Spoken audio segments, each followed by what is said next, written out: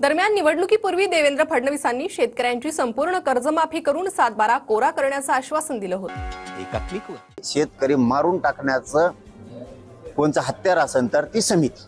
त्यांनी उपोषण सोडल्यावर बाकीचे लोक अशाच प्रतिक्रिया देत होते। कोणावरच विश्वास ठेवू नका आणि ह्या समित्या फिमित्या ही लोकांना येड्यात काढण्याचं माध्यम आहे।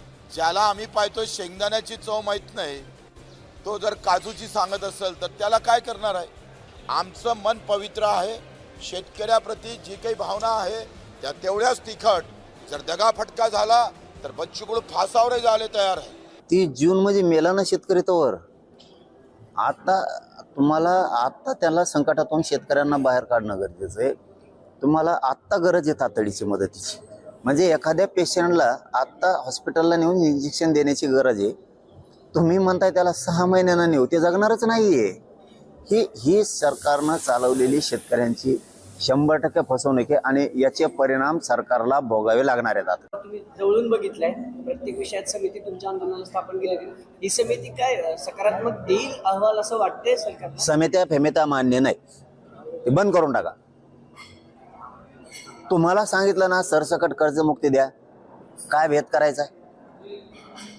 एखाद्या मोठे त्याच्यात 10-5 असतील, त्यांचं म्हणणं आहे तेवढं आहे मोठाले घराने। ते किती असते नसून 200 असतील घर महाराष्ट्रात लय झाले तर 200 साठी का बाकीचं वाटोळ करता का? बाकीच्यांचं वाटोळ ती समिती बरखास्त करून टाका। ती तुम्हाला करायचं सरसकट करा, नसता शेतकऱ्यांनी यांना राज्यात फिरू देऊ नये। शेतकऱ्यांनी स्वतःच लढाई स्वतः कोणावरच विश्वास ठेवू नये, मायावर ठेवू नये, कोणावर ठेवू नये। गोरगरीब शेतकऱ्यांनी यांच्या कुठं सभा होऊन देऊ नये, यांच्या कुठं यांना प्रचाराला येऊ देऊ नये आणि शेतकऱ्यांनी यांच्या प्रचाराला जाऊ नये आणि सभेला पण जाऊ नये। यांच्या मोकळ्या सभा पडावं, म्हणजे महाराष्ट्रातला सगळ्या जाती धर्म त्याच्यात आले। यांनी कोणीही त्यांच्या सभेला कार्यक्रमाला जाऊ नये, यांचे होऊ पण देऊ नये।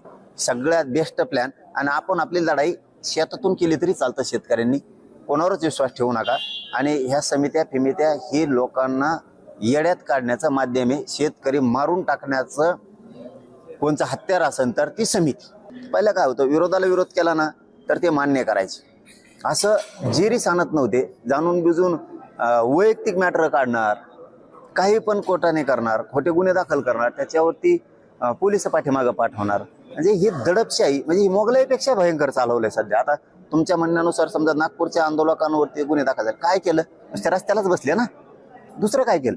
आणि मग सरकार जर ऐकत नसेल शेतकऱ्यांसाठी तर रस्त्यावर न बसायचं तर कुठं बसायचं?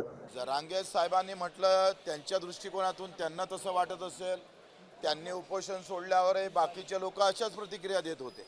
31 जून 2026 केलं, याच्या मागचं दुसरं लॉजिक असं आहे का या वर्षाचा जो रनिंग कर्जदार आहे हा 31 मार्च 2026ला थकीत होणार आहे, लक्षात घ्या। जर आता घोषणा केली असती तर 24-25 वाला आला असता। 1 वर्षाला जो मुळात आज अडचणीत सापडलेला आहे, अतिवृष्टीमध्ये सापडलेला आमचा शेतकरी आहे, तोच नेमका सुटला असता। याचे अनेक फायदे आहेत। आता ते समजणाऱ्याला समजून घ्यावं।